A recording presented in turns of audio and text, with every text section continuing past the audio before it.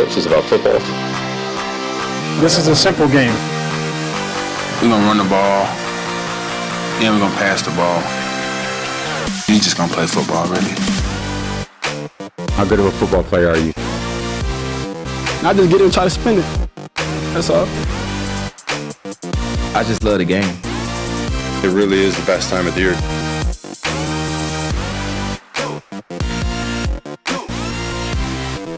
What's up, everybody? Welcome back to It's Just Football on a beautiful Monday morning. So glad that you guys can join us live here for the show. I'm Trevor Sikkema. That is Mike Renner, back on the desk after missing out on Friday. But Mike, I gotta say, we were a little worried. Mm-hmm. I know everybody here was worried that we weren't going to be able to hold up with trivia, but Seth and I did it. We kept it even. We tied at least, so gave up no ground. That's all we needed to do. Keep our head above water, survive in advance. When you're starting QBs out, a tie, you'll take that. Oh, so when you're starting QBs. So you're the QB. I'm starting. So now you're the QB, huh? I went a little too far. That's on me. I feel bad for saying that. No, it was good. We were right there. Seth came up clutch on a couple of those answers. Now I will say we had a little bit of a lead. Kind of blew it there at the end, but salute to the chat. They did great. We ended up tying on the very last question. Did you see the last question that we had? It was since 2019, who has the highest PFF grade overall? And basically it was coming down to Trent Williams or Aaron Donald. Mm-hmm. We both guessed Aaron Donald. Chat was close to guessing Trent Williams, but it ended up being Trent Williams. Would you have caped for that harder? I know his grade last year was insane. Like, that was the highest grade since we've seen from an offensive tackle. Right. And comparing cross positions, I know DTs, like Aaron Donald leads every year in like the 93s. I probably would have leaned Aaron Donald just because outside of that, Same. I wouldn't have known. But Trent Williams, like, he's been hurt the rest of the time outside of that, really. Like, he hasn't played a lot of football. Like, he missed that whole year, or like almost that whole year in Washington over that span. So I think that 1 year probably is what swung him up high enough. Truly. And you know what? I said after the show, I was actually texting with Brett Coleman, who was our chat champ, by the way. I didn't see Brett in there yet, but Brett knows the rules. If you're the chat champ the day before, you got to be in here. Somebody text Brett, mention him on Twitter, tell him he's got to get in the chat. He's got to represent the chat today. But he was in there, and I was messaging with him a little bit after the show, and I said, look, if it was Aaron Donald and we didn't guess Aaron Donald, I'd have never forgiven myself. It's one of those. I never forgive myself. That is one of those things in trivia. It's like, if you overthink it and get it wrong, yes, you feel like a piece of shit. Yes, yeah, and that's truly where we would have been. Well, we got a jam-packed show for you guys today. Of course, it's a Monday, so we're trying to touch on every single game we can. We've got game superlatives, our favorite game we want to talk about, games that shaped the playoff, game that shaped the draft, and then the game that did not make any sense to us whatsoever. We've also got NFL power rankings. We're almost halfway through the season, so Mike and I are going to give you our top 5 NFL teams as it stands this morning. We're going to talk about some teams, players, coaches that are a little bit of trouble now as we are getting to the middle of the season. So it's going to be a very, very fun show. Mike, you're not the only one who is back. We also have Quinn joining us once again. Quinn back on the mic. Quinn, how are we feeling this morning, man? It's good to see you back. It's good to be back. And before I ask you guys the actual question of the day, I have a pseudo question of the day. Okay. Have you ever seen a team that's been more back than the 2022 Cincinnati Bengals? Look, I think we're going to elaborate. Really. I think we're going to elaborate that plenty later in the show, but holy cow, the Bengals look like an absolute house. Yeah.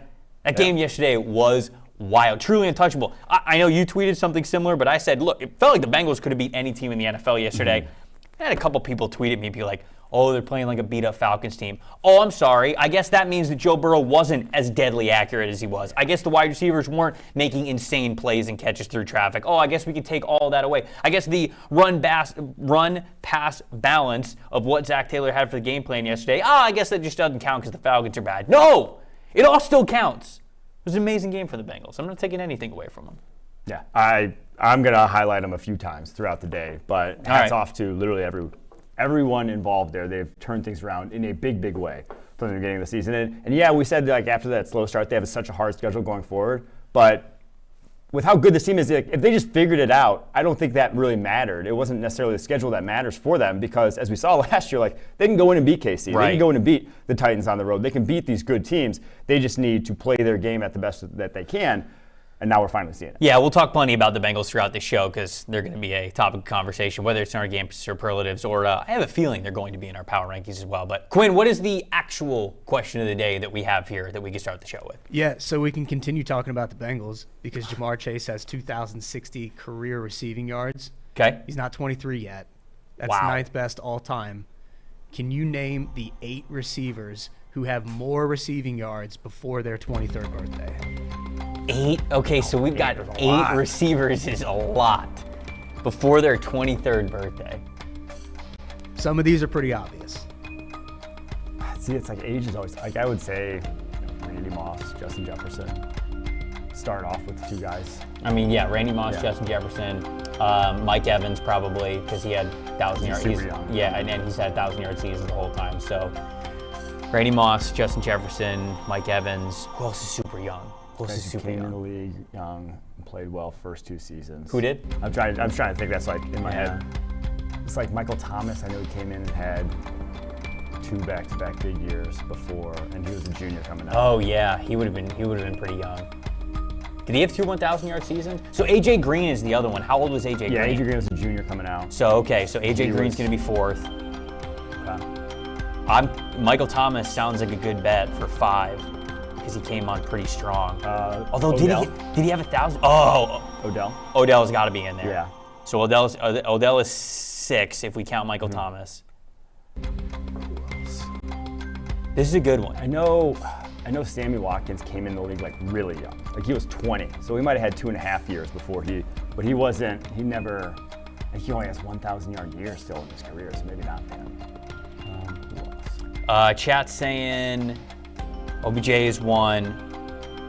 Anquan Bolden, people are saying, is another Yeah, one. he's rookie. That could be Year one. for like 1,200. Not an expert said Calvin Johnson. Jared said Andre Johnson. I could see Calvin Johnson. A couple of people are saying Antonio Brown, but I don't think didn't Antonio Brown like have a year He had like a slow where he 2 was years. quiet? Yeah. And then it was probably year 3 was maybe his first 1,000. Because wasn't he a senior too when he came out? May have been. Because he went to Central Not sure, Michigan. Yeah, he is. So I don't think AB would have had it before 23. Lyndon said John Ross, J.J. Arcega-Whiteside, and N'Keal Harry. Probably not, Lyndon. Just letting you know. All right, so that's a good question. We've probably got about 5 or 6 that we're confident with. We've got to get to 8 by the end of the show. You guys got plenty of time to think about it. We'll revisit this a couple of times, but this is a good question. A lot of different answers, a lot of different ways to highlight, a lot of good receivers.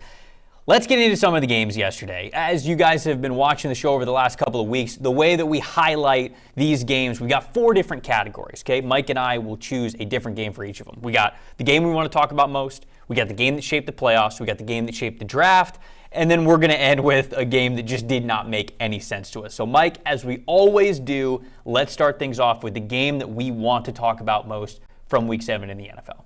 Yes, the Bengals. I want to talk about the Falcons getting and right to Bengals it. because what they did offensively was easily, their best offensive performance this season. But I want to talk about the changes they've made to get here. They tried to be a balanced team out the gate. Yes. They were trying to establish the run, trying to get Joe Mixon very much involved, trying to run this under center outside zone running game. That's kind of been, they've had success with in the past last year. But again, you're not going to go to the Super Bowl. You're not going to be the elite team that they want to be based off the running game. It's going to be based off of what Joe Burrow and this wide receiving core does. Yep. And they kind of flipped the script, flipped this offense on its head a few weeks back and just said, screw this under center outside zone game. We are going to go shotgun and we are going to go spread the ball around as much as we can in the passing game. Let Joe Burrow just have almost full autonomy of this offense.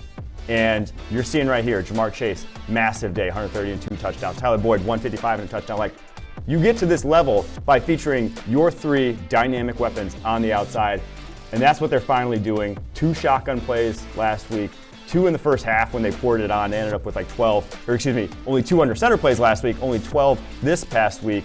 They're really just going shotgun only, going pass heavy, and the results speak for themselves. And it's helping this offensive line out by getting the ball out of their hands quicker in the passing game. Yeah, 2 weeks into the season, Joe Mixon had the most rushing attempts of any running back in the NFL. 4 weeks into the season, he had the second most behind just Saquon Barkley. So that was clearly what they wanted to do. Yes. I agree with you 100%. They wanted to be very balanced. And what did we say? We went straight to Zach Taylor and we're like, man, I don't know how much the Bengals are a real threat this year if Zach Taylor is going to be this committed to being this balanced, because there's no doubt about it. The ball is best when it's in Joe Burrow's hands, when it's in shotgun, when he has a full view of the field, when he has multiple receivers that he could go to, whether it's immediately after the snap if he feels pressure, or getting to hold things a little bit longer for some of these guys that are really producing deep down the field as well. So multiple wide receivers out there, being an 11 personnel team, getting 3 wide receivers on the field. They almost had 3 100-yard receivers yesterday. Yeah. That is the recipe. T. Higgins was the only one who didn't have 100 yards. Well, you know what I mean. They don't have to get 3 100-yard receivers every game. But featuring them is where you're going to win. And you give them that opportunity to do that. Mm-hmm. So I agree with you. That is something that's huge. That to me, I mean, I guess I could talk about that later. I don't want to screw up the graphics team if they actually had things in order, because that's a game that shaped that's the game that ended up shaping the playoffs for me. But before we get to that, and I'll say a little bit more words on that, the game I want to talk about most is the Buccaneers and the Panthers. And it has to be. I've already got people in the chat saying that, hey, I have to hear Trevor talk about the Buccaneers.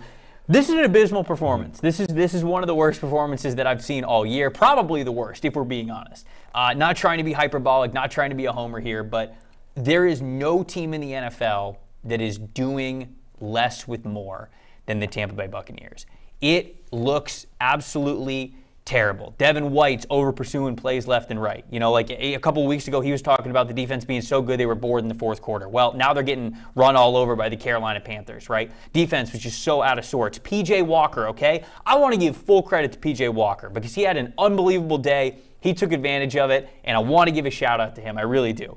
But P.J. Walker going into this game, going into Sunday, 4 big-time throws in his entire career. On Sunday alone, 6.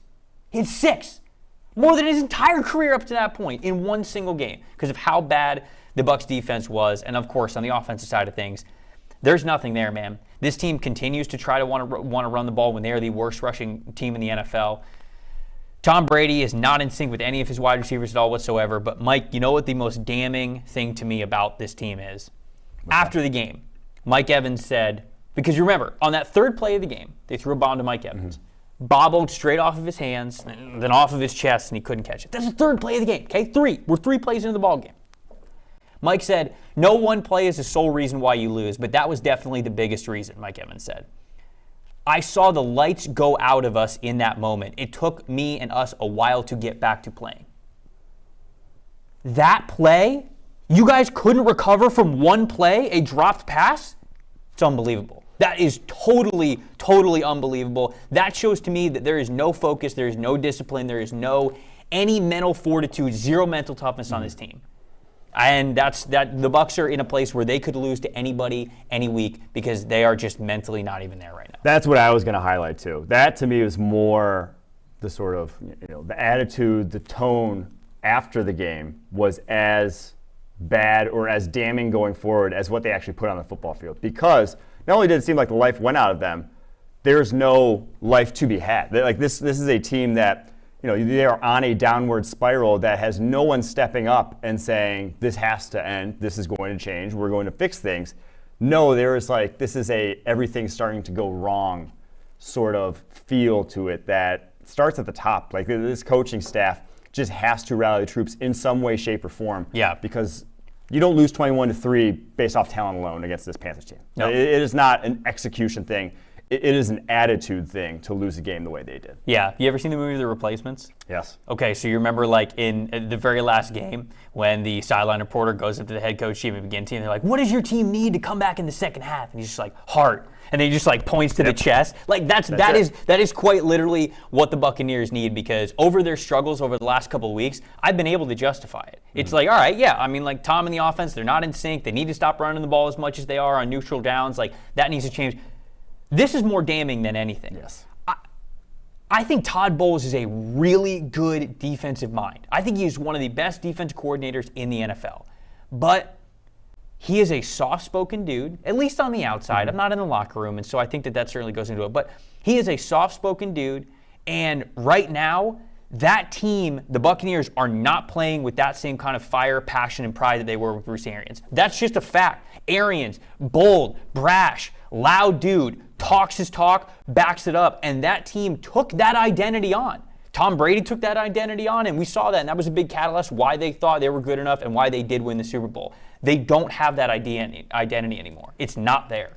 Yeah, there's kind of an They're not a contender at all whatsoever. Correlation to be made between their struggles and the Packers' struggles. When you have quarterbacks that are at that level of a Rodgers, of a Tom Brady, where there's almost a competition for who's the actual leader, who guys look to when things go poorly. On most teams, it is the head coach. Most teams are looking towards the head coach to get him, but there's almost a balance of power where the quarterback's almost bigger than the head coach to some degree for those teams. And so when things go south, you maybe have competing voices in the locker room. Sure. And the division only starts to grow from that. Yeah, that's not a far off point either. Okay, what about the game that shaped the playoffs for you? For me, it's the Seahawks at the Chargers. Ooh, let's Seahawks go. Sneaking out that win. Not sneaking out. No, they handled the Chargers. Yeah. Sneaking out's not, but like Seahawks getting that win now atop the NFC West and in a division that has Matt Stafford, in a division that has the most loaded, set of weapons in the NFL in the San Francisco 49ers, in a division that has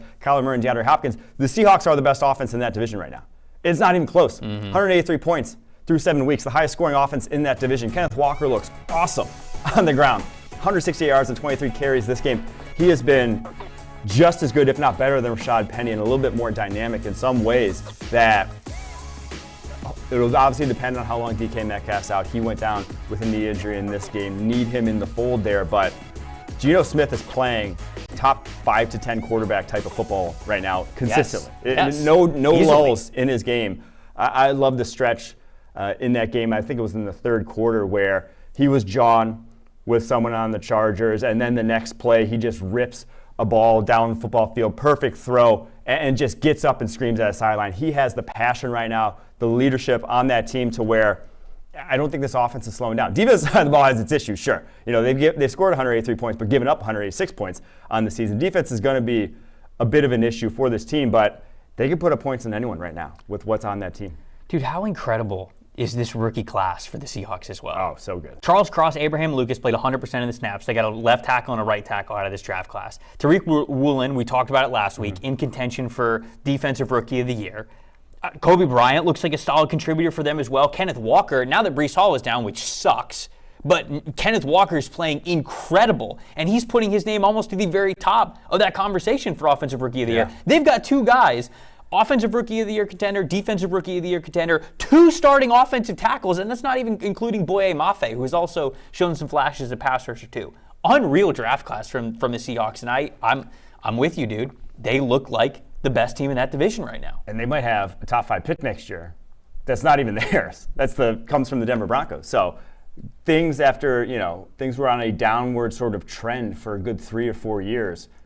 Everyone thinks this is going to be a rebuild year. All of a sudden, shooting right back upwards. They look like a team that's built to contend now, depending on obviously Geno Smith and what happens with him after this season, but built to contend for the next handful of seasons. Beardman says, how does that Russ trade look now, going off of what you said? Looks like an all-timer. For them having a top pick as well. Ren said, the Giants versus the Seahawks wild card game was not in my 2022 NFL season card bingo. It's true.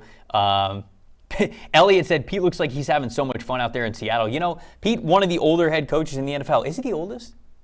I can't remember if he's the oldest or he's one of the oldest, no doubt about it. But we looked at this situation and we went, okay, they're getting rid of Russell Wilson. How much longer is Pete going to coach, right? And that was the topic of conversation. It's like, do you really want Pete setting up who the next quarterback is going to be if he's not going to be there that long? Shit, when you got this kind of team and you're having this much fun, that makes you feel young. That gives you youth. And Pete's already a guy who certainly doesn't act his age. It feels like he acts 20 years younger when it comes to the energy and the fun that he has. But there's no doubt about it that this team is having a lot of fun. Ren's pointing that out as well. Seahawks are just very fun to watch. Kevin said the Seahawks need to trade for a defensive lineman at the deadline. Holy cow, the Seahawks being buyers? At the deadline? I don't disagree with him. Yeah. I got the draft capital. I definitely don't disagree with him there. A game that shaped the playoffs for me is that Falcons-Bengals game. And the reason is because not just the one win that the Bengals got in the win column, right? The Ravens got the win as well. It seems like we are getting to the point where this has become a two-team race, and this is going to be a tight two-team race between the Bengals and the Baltimore Ravens moving forward. But you said it. The way the Bengals played yesterday, they can keep up with anybody. This was the type of team that we saw in the playoffs last year that went up against rosters that you would on paper be like, okay, come on, the Bengals aren't going to beat this team. And yet the offense is so good, they hang with whoever. No matter who the defense is, if it's a little bit of a lower scoring game, they're still executing at a high level, or if it's an absolute shootout, they're keeping pace with some of the best offenses in the NFL. When the Bengals execute the way they did yesterday, and when Joe Burrow is playing like that, look at that, since week one, that was that week one game where Burrow played for the first time this season, didn't play at all during the preseason. So if you take that week one out, 13 touchdowns, 1 interception, almost 80 adjusted completion percentage, third highest EPA per play for any quarterback in the NFL, right behind Patrick Mahomes and Josh Allen. This dude is right there, and the Bengals offense is right there. And because of that, I still love what Lou Anarumo is doing on the defensive side of the football. I think he gives you a chance to pitch out a great defensive performance week in and week out. The Bengals are serious playoff contenders when they play like that. I was not sure we were going to get momentum-led Bengals that we saw in the playoffs last year. I wasn't sure we were going to get that this year. And we absolutely saw it yesterday. If that tells me that that team still has that identity, they're a legit contender. So I believe that that's the game that shaped the playoffs. What about the game that shaped the draft for you? To me, it's the Lions going to the Cowboys and just looking hapless.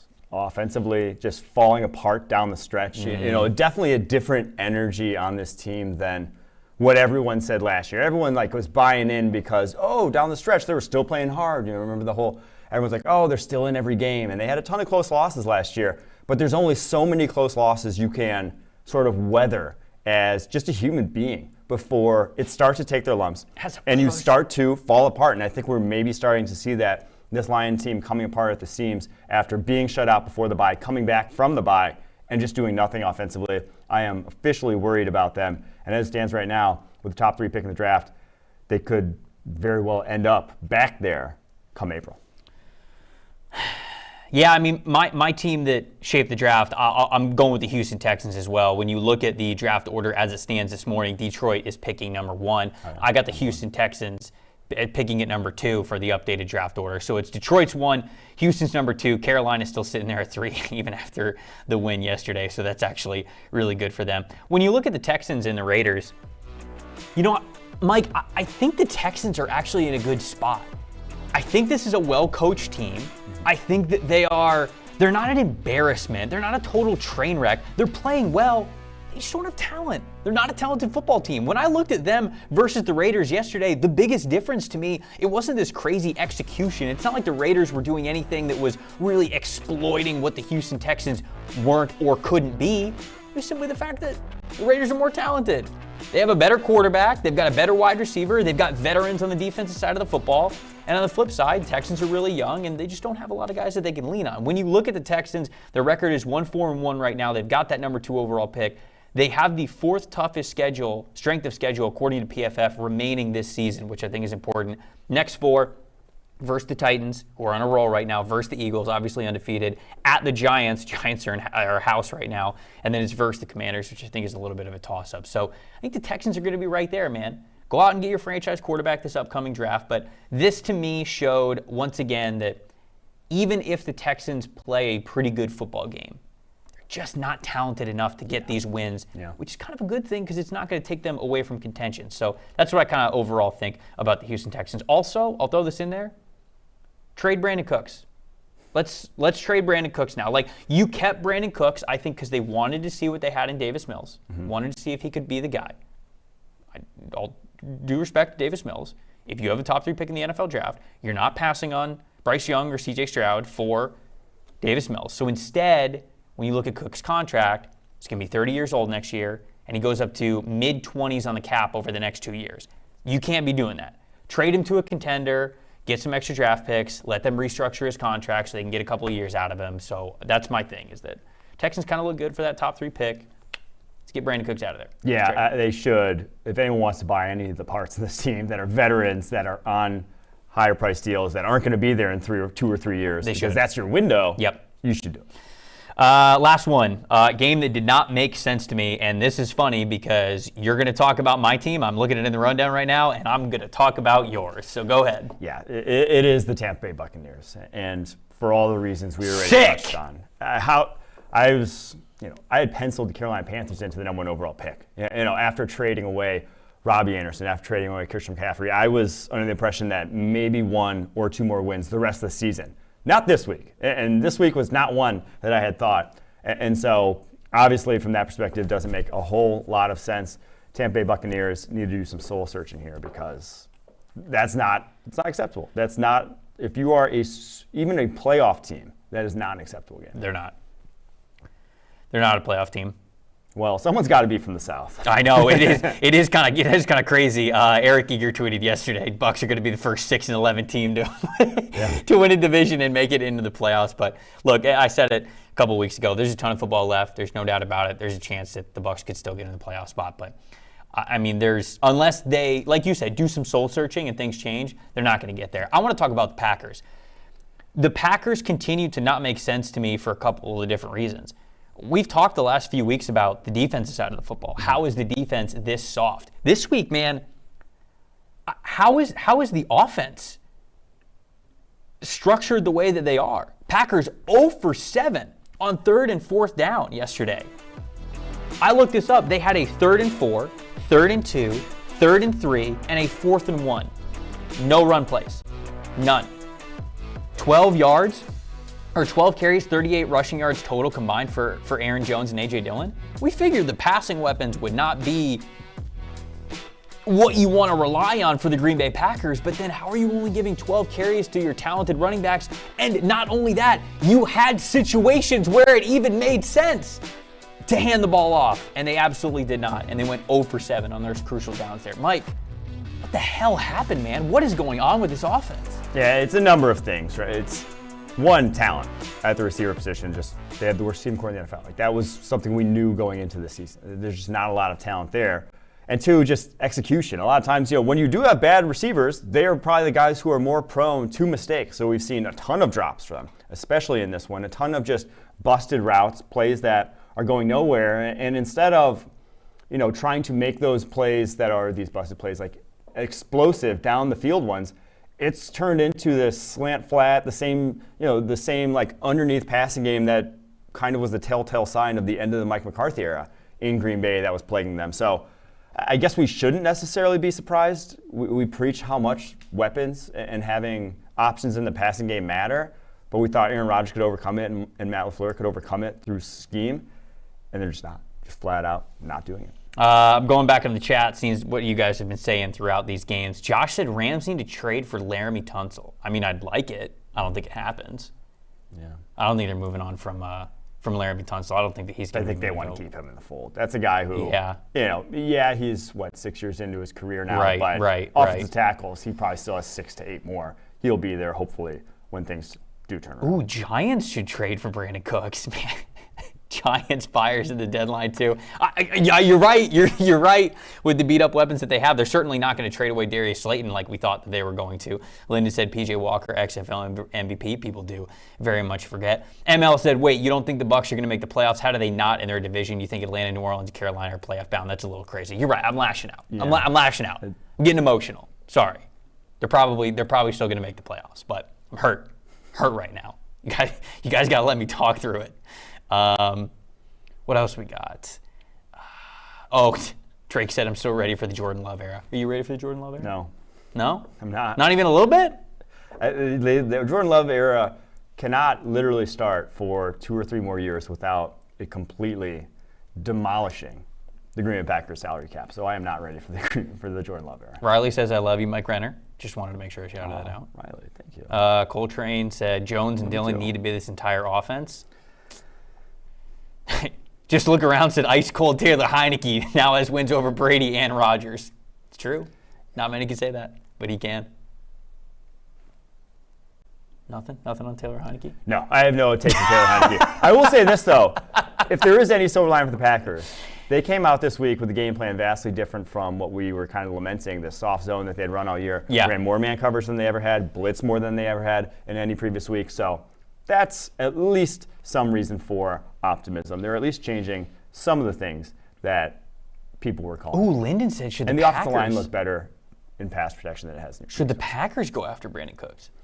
Yes. Ooh, Brandon Cooks, okay. Chase Wouldn't Claypool, hate it. just get a brand new receiving core at the trade deadline. Whole new. Everyone, Wipe it. who wouldn't say no to that? Yeah. Which Packers fan would not see that as a welcome sign? I don't care if you're giving up next year's draft to a degree because it's, again, this is it. The way you structure Aaron Rodgers' contract, you have pigeonholed yourself into this 2-year window after the season. Somebody said no love for Josh Jacobs. I'll give a shout out to Josh Jacobs. You know, when I was talking about that Texans-Raiders game, I mainly was talking about the Texans because I highlighted it for the draft. But this is the identity for the Raiders. Like, this is what the Raiders want to be. They want to lean on Josh Jacobs. He had 20 carries, 143 yards, 3 touchdowns yesterday. Like, that's what they want to be. They want Josh Jacobs to get over 100 yards on the ground for them every single week. They want Derek Carr to not have to throw his arm out. That it's not the kind of offense that they want to be. And when he does throw, it's a lot of Devontae Adams, and then you're sprinkling in some Hunter Renfrow and some other guys when they're healthy. Sure. So I really did think that this week's game plan, granted against a less talented Houston Texans team, showed you exactly what the Raiders want to be. This is how they are going to try to play every single game. And shout out to Josh Jacobs because he definitely did his thing this past weekend. All right, you want to get to power rankings? You want to do some power rankings here? Oh, wait. No, we got to get to best of the rest because there's a couple of games that we wanted to highlight. What's the game that you wanted to highlight that we didn't have a superlative for? I want to highlight Colts at Titans. I was driving back from Chicago this weekend, stopped in West Lafayette at a beautiful Buffalo Wild Wings there, watched me some Colts Titans. Wait, did you get the Sauce Garner sauce? Oh, I didn't fucking think to ask. That's on me. That one slipped my mind. I got spicy garlic, and they were fire. Colts Titans. Colts basically, this was it. This was the last stand. You'd already lost. I believe you have one divisional win now. You've already lost now to the Titans twice. You've lost to the Jaguars once, and you've tied the Texans. You have put yourself behind the 8 ball in this division with high expectations, being the division favorite heading in. Now you have to clear the Titans record-wise. Any tiebreaker is going to go to them after sweeping them in this season series, and the offense still has the same issues. I do think the Titans, if you're looking for another team to be a buyer at the deadline, one wide receiver could be a massive, massive upgrade, just a massive help for this team. And everyone's, the tea leaves have been Chase Claypool to the Packers has been the rumor, but he fits their mold. Big-bodied, big catch radius, over-the-middle type of wide receiver. If anyone's going to make a play for Chase Claypool, I would want it to be the Tennessee Titans. I think that could be a massive help for them because they're 4-2. And as much as we've said this Titans team has been tough to watch at times, 4-2 is 4-2. So kind of the same story. Mike Vrabel still gets it done, one of the best head coaches in the NFL. They continually kind of play above what everyone thinks they really are. Timo, our colleague here at PFF, tweeted this morning because he was going back and forth with Eric Eager. They were talking about the Tennessee Titans. And Timo said that no matter what the year is, no matter how good the rest of the division is, the Tennessee Titans will always be just a little bit better than whoever the second place team is. If the second place team is absolutely terrible, they're just going to be a little bit better than absolutely terrible, and they're still going to win the division. If the second place team is a playoff team, Titans are just going to be a little bit better. And that's just the identity of the AFC South. That's what it is here. I'll stick in the AFC South a little bit here because I want to talk about real quick Giants at Jags. Giants get the win, 6-1 on the season. Dude, I've said it now 2 weeks in a row. This Giants team is so much fun to watch how they go about their weeks. Week in and week out, they're going to play exactly the way they want to. And I'll tell you why. Jags. Hold on, find it in the notes. I want to make sure that I get this right here because this is important. Jags had the 3rd best run defense grade in the NFL, giving up just 89.3 rushing yards per game going into this week. Giants rushed for 236 yards with Daniel Jones getting 107, Barkley getting 110. They went into this week saying, we don't care what the Jags do well. Yes. We are going to play our brand of football. We're going to put Daniel Jones in the best spot to succeed. We're going to put Saquon Barkley in the best spot to succeed. We're going to play our defense in the best spot to succeed. And you know what? If that's not good enough, so be it. That's what our best foot forward is. That's why the Jags are winning, because they are not getting caught up in how do we attack this team's weaknesses? Do we change what we're doing? No. The Giants do exactly what they think is best for their current team makeup every single week, and they're 6-1 because of it. Absolutely love that mentality. I love that approach. That's what good coaching is all about. Look at your players, build your offense and your defense around your players that you have, not even the game plan that you wish you had. Take the team as it is and make some statements. Love that from the New York Giants. Daniel Jones, man, very quietly. I know we did on this show I don't remember if it was last week or the week before, who's going to be the quarterback of the Giants. It might be Daniel Jones, dude. It really might be Daniel Jones. I don't want to go crazy. But like outside of because you said Lamar Jackson, right? And I think you were having fun with some scenarios. But like outside of a big splash like that, they're not going to draft high enough for a quarterback. Yeah. Not at this rate. So who else are you going to get? It genuinely might be Daniel Jones. He is playing good football for Daniel Jones. Good enough. It's good football for Daniel Jones. So there we go. Jags didn't do too bad. I know they're 2-5. I know Jags fans, you don't like moral victories anymore, but like the team's getting there. Give Doug Peterson a full year. Give Trevor Lawrence another year. Good offseason. I really do think the Jags are getting there. They're not terrible. We'll see. We just need another year. Yeah. All right, you want to get to power rankings? Let's do it. Let's do it. Let's take a walk. Let's get some steps in. Let's activate the Apple Watch. I'm not even wearing an Apple Watch today, so that's on me. But we're going to talk about power rankings. We did this after, week 4 weeks into the season. We went through our top 5 teams, and that's what we're going to do here almost 8 weeks into the season, almost halfway through the season. So, Mike, we actually have to we have to work for this. Yeah, we have this highly priced we do tablecloth. And we Chris Collinsworth. Well, all right. So take the clamp off, and let's get to our let's get to our number 5 team. So bring it like up. a magic show. Bring it up just a little bit. Yeah. This is David Blaine. This is Chris Angel. This is mine. There's number 5. Number 5 for me is random. Randomized. I'm talking about in a video game, and you go to pick a character, and you don't know who to pick. You're bored at this point, and you just hit random. That's who number 5 is to me. I sat and tried to think of the number 5 team in the NFL, and there's so many different pros and cons for a bunch of different teams. I think the San Francisco 49ers, I think the Minnesota Vikings, maybe the Miami Dolphins, if you believe in any of like the Buccaneers, which I don't, but like the Cowboys I think are in that mix as well. Maybe if the Rams get it figured out, but there are so many different teams that you could put at number 5. And I wanted to put this as random, not as a cop-out, but to basically say the other teams that we're about to mention in the top 4 I have so much more faith in than the rest of teams. So that's why I went full random here with my number 5. Doesn't matter. It's going to change every single week. Yeah, I went with Miami Dolphins. Obviously not the greatest offensive performance on Sunday night, beating the Pittsburgh Steelers, but they haven't lost a game where Tua Tagovailoa has played the entire game this season. They are the only ones who have beaten the Buffalo Bills this season. They have had some convincing, impressive wins.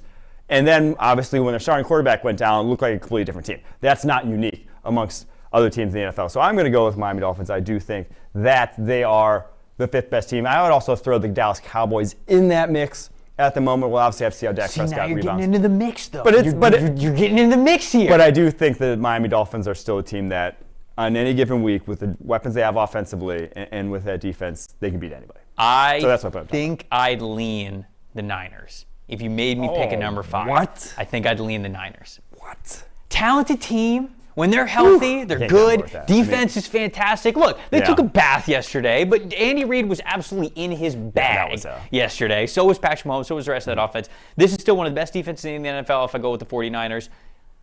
Jimmy G almost got into a Super Bowl last year, and they've got more talent. I would say you can put the Niners above the Cowboys, though. Defensively, if the Niners, at worst, it's a wash, If right? the Niners played the Cowboys this week, I'd be betting on the Niners, 100%. Okay. 100%. I just think defensively, at worst, it's a wash. If not, like results-wise, I think the Cowboys have been better this season. And on the offside side of the ball, Dak Prescott versus Jimmy G, I don't care the weapons he has. It's Dak Prescott versus Jimmy G. Plus, the Cowboys' running game has been better this season. So I'm going to I don't also, shout out the New York Giants. I didn't say them, but like it's crazy it is. But you know, in your heart of hearts, Giants fans, I don't like. The Giants have been great, awesome story. On a neutral field against any of these top 5 teams, they are any of these plus points dogs. Top 4. Dolphins, dude, Cowboys, they weren't even favored 49ers. against the Jags. Exactly. So like I get what you're saying, but yeah. Again, kind of to what I was just saying over at the other desk. If you don't bring your best. Yeah. Giants might hit you in the mouth, and it's happened 6 times already this year. It has. So that's why we're hitting the randomize button. All right, let's go one more. Let's go one more here. Number 4. Look at this. We're in unison here. We both have the Cincinnati Bengals at number 4. Why do you have the Bengals at number 4? Yeah, that might even be, I don't want to say it's too low. Obviously, the 3 teams above them are all fantastic. But at the moment, yes, no one wants to play the Cincinnati Bengals. You don't want to play this offense, right? I agree. They have finally figured out.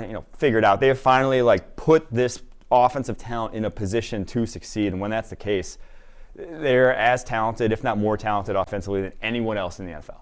And so if you could just kind of get out of the way from a coaching perspective and let that work, let that talent go to work, which is what they've been doing in recent weeks, you're going to get the results like we've seen in recent weeks. This team's scary. Yeah, I think that they're a house right now. There's no doubt. I don't think there's many teams in the NFL that would be okay with lining up against the Cincinnati Bengals right now. Checking in on the chat, I got Quinn in my ear. Quinn, who is the chat saying for number 4 or number 5 teams in the NFL in their power rankings? Who are they saying?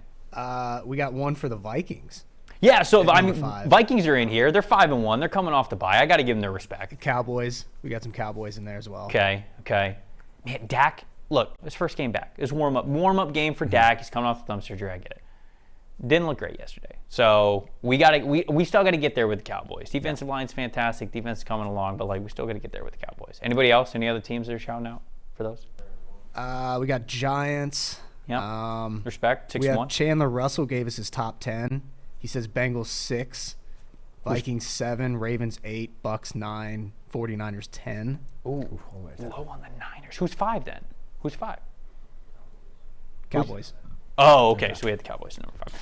All right. You got number 3? Number 3. Oh, we're in unison again. Philadelphia Eagles at number 3. Man, I was wondering if you'd have the Eagles higher. No. Somebody in the chat, I can't remember who it was, before we walked over to the desk, they were like, Eagles got to be number 1. No question about it. Eagles got to be number 1. And I don't think that's the case. I think you and I both have the top 2 teams the same. Just I'm not sure what the order is. Dude, I'd love to see the Eagles play the Bengals right now. Mm-hmm. I would love to see that matchup because that would be fun as hell with those 2 styles going up against each other. I agree. And just the only reason they're 3 and to me not competing for 2-1 is quarterback. Jalen Hurts, great. Is he the elevator that the teams that are 2-1, we can just say it, the Chiefs and the Bills right now are? Is he Patrick Mahomes? Is he Josh Allen? No. Is he liable to turn into a pumpkin in the playoffs the way we saw last year? We haven't seen it yet this season, but they also have kind of placed a softball schedule, as you said, so far this season. So that, to me, is the biggest thing.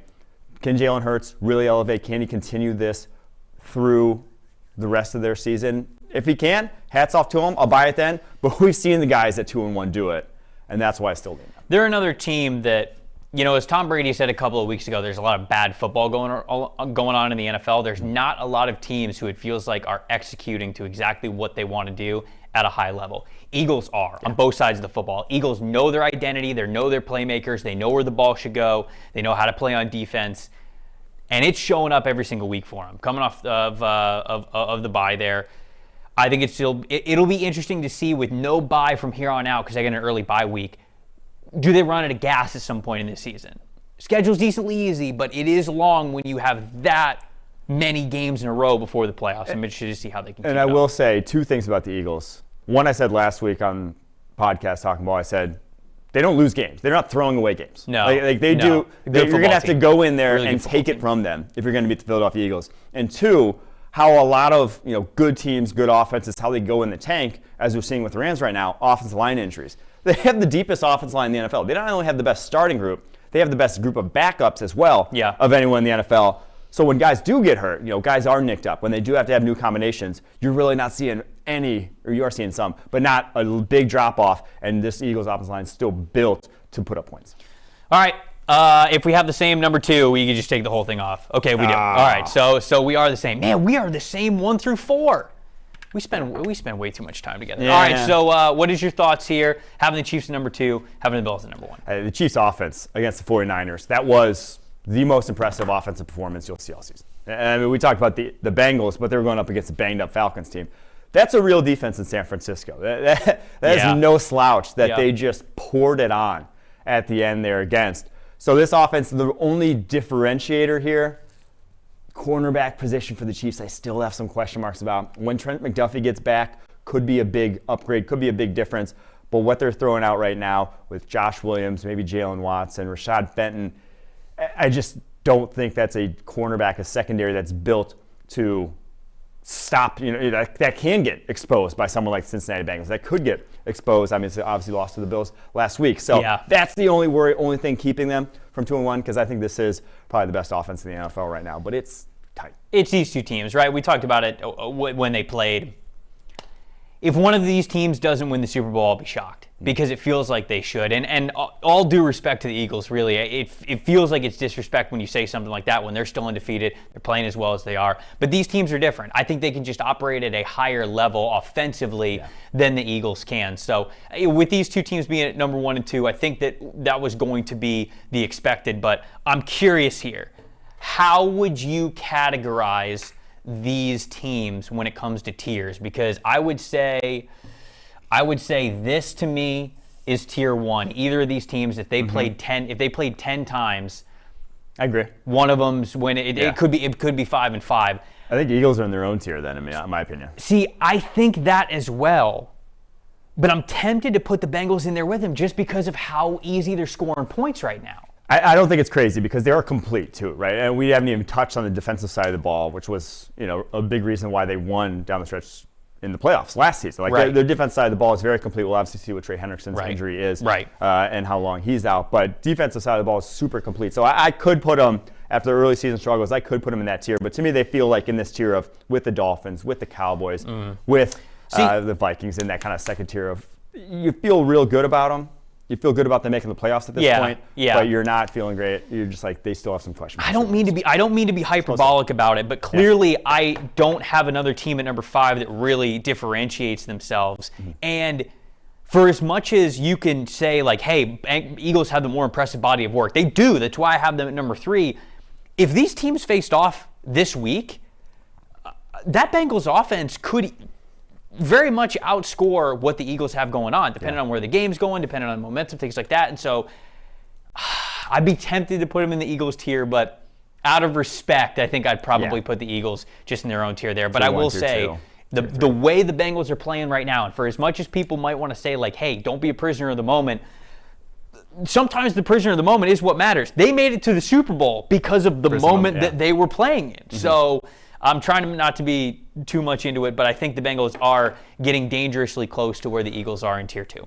So this is going to be weird to say, but the Eagles are in like tier 2, but I think the Bengals could get, but I don't see them getting to tier 1. The Bengals could get to tier 1. Like the Bengals have the firepower. Sure. They can put up points in such a way that they can get up and compete with the Bills and Chiefs. Whereas the Eagles, just to me, kind of feel like they're the safe 3 team that's always going to week in and week out be good. But what's their high end look like? All right. As we walk back to the desk here, Quinn, tell us, what's the chat thinking? Where did the chat have the Eagles? That's what I want to know. Where did the chat mainly have the Eagles? It was a lot of the same. Just look around people did the same thing that you guys did, same exercise. Okay. It says top 3 is universal, so I'll tier them instead. Tier 1, Bills, Chiefs. Yep. Tier 2, Eagles. And then everyone else is tier 3 and below. So it was a lot of that. It was a lot of just a lot of the same. Okay. Which is, it's hard to argue against that. Bills, Chiefs. It is. Eagles. I did wonder if people were going to go for the Eagles kind of more towards that number 1 just because they are undefeated and because they are playing so well. They're so confident in what they're doing. But I agree with the chat. I think the chat's smart. As long as you guys have Chiefs and Bills at number 1, they're ahead above everybody else. Let's talk about some people, some teams, some players, something. Who's in trouble? Who's getting into trouble this week? We each are going to highlight somebody. Who's getting in trouble for you? The person getting into trouble this week is none other than Saints GM Mickey Loomis. I obviously wasn't on Friday's show, didn't get to throw out my takes, but this is a team that's 2-5 now. They had high expectations, obviously, going into this season because they gave up a lot of future draft capital to kind of make it this year, and it's been their MO. But they're kind of paying the bill. The bills come due for all the cap finagling they've done in recent years. As you see, they're $54 million over the cap next year at 2-5. And yeah, they can do some things to get that number down, and obviously will. But the whole sort of what they've been doing with pushing that money out in the future is kind of coming due in that they have the guys who they're paying that big money to now who are not playing well. Some of the guys, I'll just read some of the contract hits they're going to have next year. Cameron Jordan's due $25 million next year. He's in the worst graded season of his career right now, going to be $34 next season. You have Michael Thomas counting $28 million against your cap next year, and obviously he's been so banged up, can't even see the football field routinely. Andrus Pete's costing you $18 million against the cap next year. These are names that are not adding to your football team right now, that are not valuable players, that are not impact players on your football team at the moment, and they're on the hook for that and can't get out from under those contracts to where there's no upgrade possibility to this roster. It's going to have to come through the draft. And oh, by the way, they're 2-5 and traded away their first-round pick already next year to go get Chris Olave in this year's draft. Like, they are in trouble because there's paying so much to so many guys that are now really not making a difference for them. And at that point, they're just kind of stuck in that purgatory. Yeah. Saints are in trouble, man. Saints are definitely in trouble. The team that I think that is in trouble, I think the Detroit Lions are in trouble. And mainly I think that Dan Quinn's in trouble. Or not Dan Quinn. Dan Campbell is in trouble.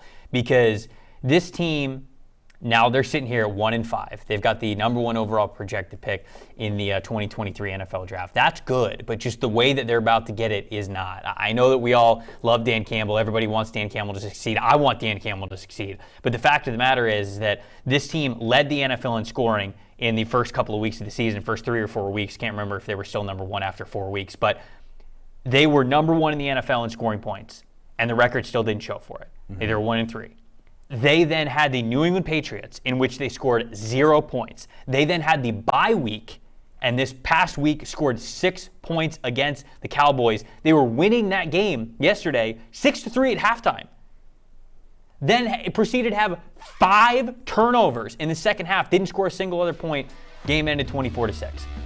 Jared Goff, not the dude, man. And I think we already knew that, but if there was anybody, didn't you write a mock draft and Detroit fans were kind of like going after you a little bit, saying that it could have been that Jared Goff could have been the guy? They thought the offense playing well. There's no more of that. Must be the guy. There's no more of that. There's no more of that. That was a lie. It was fabricated. It was fiction. Yeah. Okay? 0 big-time throws, 4 turnover-worthy plays, 56.6 passing grade yesterday. He's not the guy. He's not the guy to get you over the hump. And certainly, you'd be like, oh, yeah, he made the Super Bowl. Yeah, he made the Super Bowl with Sean McVay. In Sean McVay's offense, and they scored 3 points when the Patriots kind of figured him out there. So, look, I'm worried, and I think that the Lions' current regime is in big trouble. Like, I already thought that Aaron Glenn might not survive the season as a defensive coordinator there. I don't know if this whole coaching staff gets another year at this rate. If they finish with the number 1 overall pick, if they only win, say, 3 games again this year, do they opt to continue with this current regime? I'm not so sure. So I think that they're unfortunately in trouble here. Going back to the chat, just reading some things that you had from our power rankings. Patrick said the Eagles are like that the Eagles are like that 4th 1 seed in March Madness. They deserve the ranking, but you don't really think they'll win the whole thing. That's fair. It's a very great analogy. I think that's a fantastic analogy there. DJ said, did they ever talk about the Bengals losing to the Dallas Cowboys, or did that game not happen? That game happened, but it was at the beginning of the year. Again, it was coming off the same performance. Joe Burrow was bad in week 1. He was still warming up in week 2. It's a different Joe Burrow. It's a different Bengals team. As much as you want to sit here and say, like, oh, body of work, it is what it is right now. What matters most is what just happened. And again, I don't mean to be hyperbolic, but what the Bengals did this past Sunday matters more than what they did in weeks 1 and week 2. And it would be different if we'd never seen this Bengals team do it, right? If this was just a brand new change for them that last year never happened. Like if they struggled all last season and then this is the first couple times we've seen it. But no, they went to the Super Bowl last year and had some very impressive wins in doing so down the stretch, even into the regular season last year. So I think that's also something you can lean back on, is that this is very much the same team. There's not a lot of different pieces besides the offensive line that looks upgraded now. So there's reason to think that, yeah, the Bengals are for real, that this turnaround is not just a flash in the pan. There are a couple people in the chat talking about the Lions. Their skill position players getting really beat up. Specifically, Amon-Ra St. Brown left the game yesterday with a concussion, and I get it. You could talk about those things with context, but good quarterbacks are still able to facilitate something, or at least not be catastrophic when situations aren't ideal. Again, look at Bryce Young at Alabama. That's the difference. Bryce Young getting pressure in his face all the time, getting hit all the time, and yet just time and time again, putting the ball exactly where it needs to go, getting the ball to his playmakers, making things happen in less than ideal situations. That's a guy that you want leading your franchise. You can't have the guy that things work out for them when it's in structure. that should be the case. It is the NFL. They should always work out when things are in structure. But you've got to get those guys who can make bad situations okay and still be able to play inside structure as well. So that's where we are there. Quell said, y'all hate the Eagles. I don't know if he's talking about us. We don't hate the Eagles. The Eagles are good. Yeah, I just would easily take the Bills or the Chiefs over them. I'm sorry. And it's like, I'm sorry. Vegas implied odds say that the Chiefs and the Bills are like the clear cream of the crop in the NFL. That's kind of how power rankings are not standings. If you want standings, go look at the standings. Power rankings are actually how you feel about the quality of a team at this very moment. I always think about it like $100 on the line. Somebody comes up to me. Yeah. This team versus this team. Yeah. Are you taking the Giants right now against the Dolphins, both healthy? $100 on the line. You're not taking. And it's not a free $100 either. Yeah. You don't just get to say like, oh yeah, I'd take this team. It's your $100. Or you get to up the ante, 1,000. Like you're hurting. You're hurting if you lose this money. That's what you always go to. That's what your power ranking should reflect. That's what your power ranking should reflect. I mean, not like Mike loses $1,000, it's nothing because he's filthy rich. He's out here just an absolute tycoon on the weekends. Okay, let's refresh the timeline. Let's do this real quick before we get out of here. There were some interesting clips from the weekend that we want to get to here. I want to highlight Tua getting back to his ancestral roots. Tua going full Liver King on the field, barefoot, just walking around. Connect. Barefoot. Yeah. He's just becoming one. Do you love this, or do you think it's weird? I will say, you don't, as an adult, or I guess living in a city like Cincinnati, you don't often walk around outside barefoot. But there is something about being on grass with your feet that feels good. Like, it feels good. And especially NFL turf, that stuff is primo. I like walking around on a golf course barefoot or, NFL field. It just feels nice. And so I love it. If you could golf barefoot, would you? I did. I have before on numerous occasions. This is a good time. Like on a real course? Yeah. It's fun. You walk. Look, I don't disagree that it would feel good because I'm somebody who I like being barefoot. I don't feet don't weird me out. I'm not like a foot guy, but feet don't weird me out. Like the feeling of water or grass or whatever touching my feet doesn't weird me out. So I'm cool with that. But you went to a golf course and then you just took off your shoes? Yeah. I did it at Pinehurst. They have a par 3 course there. I did it. Okay. All right. I get Liver King, I guess. Next one that I had. What is George Pickens thinking? Wrong answers only. I want something from the chat here. You guys saw the clip last night, Sunday Night Football. It was George Pickens just staring into the abyss. What is George Pickens thinking in this moment? Wrong answers only. Flood the chat. Let's see him. Let's get your best idea. Oh, I don't even want to try to get inside George Pickens' mind, man. I think he's thinking about post-game wings. That's what he's thinking about right there. I don't think he's thinking about food. Thinks about anything but ball, dude. That guy probably he's thinking about committing. Do you think he's just thinking about a football? Killing the opposing cornerback he's going up against, and how that would probably feel. Now he's not actually executing it. He's not going to go out and do it, but he's going to get as close to he possibly can on the football field. I think that's what's going through George Pickens' mind. He's kind of that guy who toes the line of insanity, where it's just in his head there's a lot of intrusive thoughts probably that then lead to how he plays on the football field. Jack said how to send Matt Canada to Canada is what he's saying, which is kind of funny. Quell said that George Pickens is thinking, man, the Yankees really got swept, huh? It's tough. It's tough. Josh said he's thinking that he should have gone first round.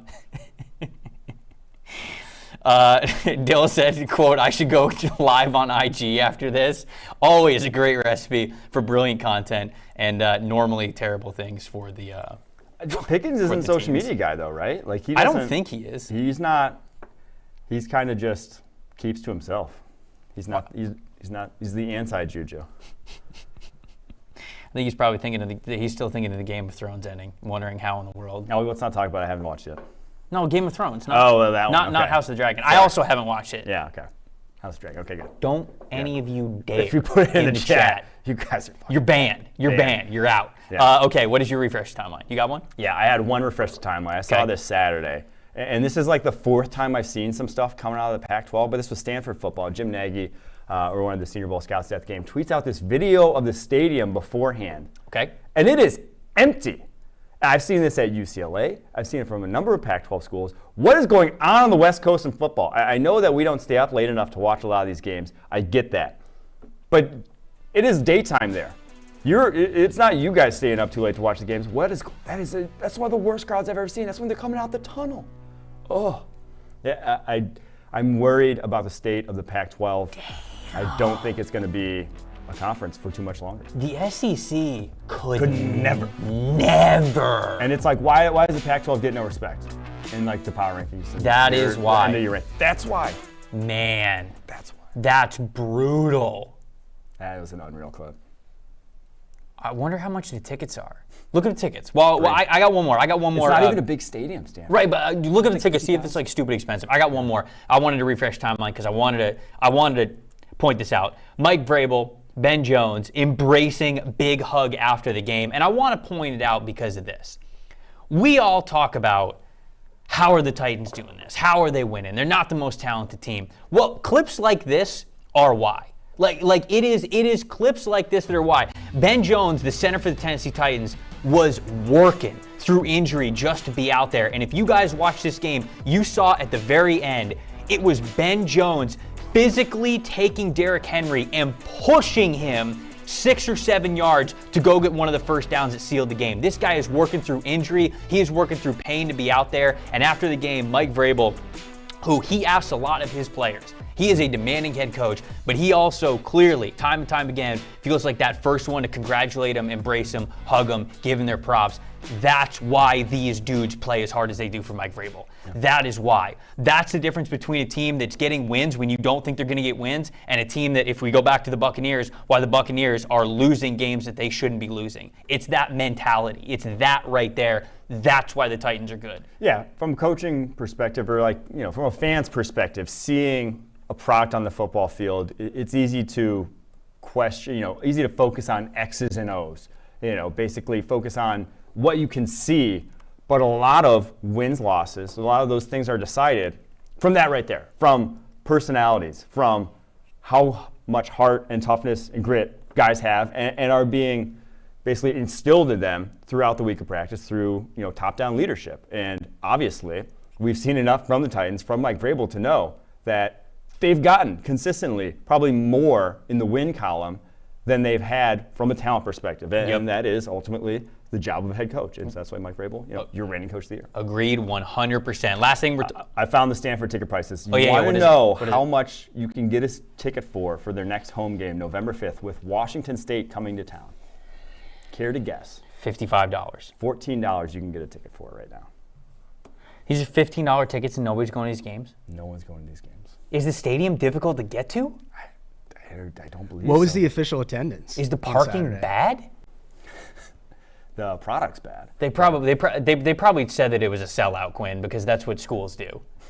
It's officially that was like it's officially a sellout. Tops. Yeah, sick. Let's see, Stanford attendance. They need to tarp off all but 5 rows of the stadium, so just everybody in the stadium's in the first 5 rows. Yeah. Like it's a COVID game. I mean, they're treating it like it's a COVID game. That's what it looks like. Good Lord. It's embarrassing. Don't know what else to tell you. Stanford, come on. Pac-12 fans, come on. We got to show up. We got to be better. Monday Night Football, it's the Chicago Bears versus the New England Patriots. Spread, New England is favored by 8 in this one. Over-under is 40.5. Mike, what do you got for the spread? What do you got for the total? And then give us a player prop tonight. It's a big spread for... It's a big spread. A team that... It's not like the Patriots are world beaters by any means, but the matchups just do not favor the Bears whatsoever. Justin Fields going up against Bill Belichick. Yeah, it's not going to go well. Been on a heater. One of the best running games, one of the most physical running games in the NFL, going up against the 3rd worst rushing defense by PFF grading so far this season, the Chicago Bears. So all the matchups point to New England. I'm going to go New England -8, and I'm going to go under 40.5 points because I just don't see the Bears scoring a lot of points. Okay, all right. Did you say your prop? And my prop is under 13.5 carries for David Montgomery. Now, I know when they've been behind sometimes, they've still not focused pass heavy, but I do think at some point they're going to be behind so much in this one that they're going to have to just abandon the run. So I'm taking New England, covering the 8. Bill Belichick, we talked about it last week on the show when we were doing bold predictions. My bold prediction was that Chicago's not going to score a single point because Bill Belichick's going to have their number. So I'm going to go with New England to cover that spread. So I'll cover the 8. I think it's going under 40.5. I don't think it's going to be a big-time offensive output for either teams. But I will say that Justin Fields goes over the 0.5 interception prop. I think he's throwing an interception tonight, so that's what I'm going with. I will also say that going into this week, and for the last 4 weeks, it has been me versus one other guy in a survivor pool. They picked the Buccaneers. Oh. I picked the Patriots. Here we go. So if the Patriots win, and there's somebody streaking down the streets of Cincinnati because he became a very wealthy man, I think you might be. it's going to be me. So maybe we'll have that on Refresh the Timeline for tomorrow. All right, the question of the day. There are 8 receivers who had, 2,000 receiving yards, I think, before the age of 23. Jamar Chase was one of them. Who are the other 8? What's our official guess here? Randy Moss. Justin Jefferson. Odell Beckham Jr. Mike Evans. Did we say AJ Green? AJ Green. Should we do AJ Brown? Ooh, he was young, wasn't he? Do you guys want a hint? Yes. Yeah, we'll take one. What's a hint? 5 are active. 1 should probably still be active. Should probably still be active. What does that mean? So that's Odell Beckham. Oh, okay. And so we said Anquan Bolden's got to be one of them. So then Anquan Bolden. Yep. So that would be Anquan Bolden, Randy Moss, and Odell would be the 3 non-actives. Yep. The rest would be active. Yep. So Justin Jefferson, Mike Evans, AJ Green, AJ Brown. AJ Brown. Yeah. That's 7. We're sitting here looking like morons with our fingers up. Should we do Michael Thomas? Michael Thomas would be 8. So we say Megatron. Was he? Oh, somebody said Josh Gordon. No. It was like year 2. He had like a slow and then a big year. I'm okay with Michael Thomas. Okay, let's go Michael Thomas. We'll go Michael Thomas there. Yeah. We'll go Michael Thomas for this one. Okay, that's our 8. What do we got? All right. Justin Jefferson. Yep. You guys got. Got it. Number 2, Juju Smith-Schuster. Oh, He was like 19 super years young, old when 'cause he came like, into the league. He was 20. Josh Gordon's one of them. Josh Gordon is one of them, yeah. Juju Smith-Schuster, Yo, Randy we Moss, weren't Josh even Gordon, Mike Evans, freaking Amari Cooper, close. Eric Fitzgerald, DK Metcalf. Oh, it wasn't even Odell Beckham. Josh Gordon was the one Who that should be still active. probably He just should got still be here. active. Oh, wow. Who? Oh my gosh. Fitz. Odell Beckham Jr. was not one of them? I'm so shocked. Wow. He must have been old. Josh Gordon had 800 yards his first season. He was 21 years old, and then he had 1,600 the next year. Oh, wow. That was his monster Yeah. year. Oh, so In Odell, 14 games. Odell came in 22 as a rookie, so he didn't even get to. Oh, that's why. Wow. All right. There, yeah, you guys in the chat, you were saying Juju. I didn't think Amari Cooper, but then again, he was really young when he came into the league. So Yeah, age coming in. That's a good big. one. That's Juju. That's Cooper.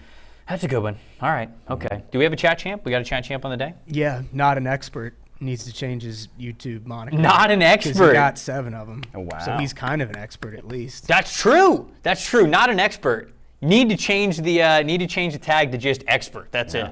Pay whoever currently has that YouTube tag to be able to change it because you're an expert. You're also the chat champ. You know what that means. It means you got to be in the show tomorrow. I'm gonna message Brett Coleman and be like, Brett, you need to pay your dues. You need to get back in the show. Was he? He wasn't in the chat, was he? I didn't miss him. No, I didn't see him. I didn't see him either. Brett. Oh, well. Come on, my guy. All right, maybe we'll have dual chat champs tomorrow if Brett will pop in the show. But we know that Not an Expert is going to be the chat champ for tomorrow. Tomorrow's going to be a fun show. We're going to talk about Dogs of the Week. We're going to talk about stats that matter, not just for Monday Night Football, but for the rest of the week as well. I know it was a little bit longer show, but thank you guys for hanging with us, hanging out in the chat. For Trevor Sikkema, that is Mike Renner. For everybody in the production suite, thanks for watching It's Just Football. We will see you right here, same time tomorrow. See you then. It's not about politics, it's about football. This is a simple game. We're going to run the ball, and we're going to pass the ball. We're just going to play football, really. How good of a football player are you? I just get it and try to spin it. That's all. I just love the game. It really is the best time of the year.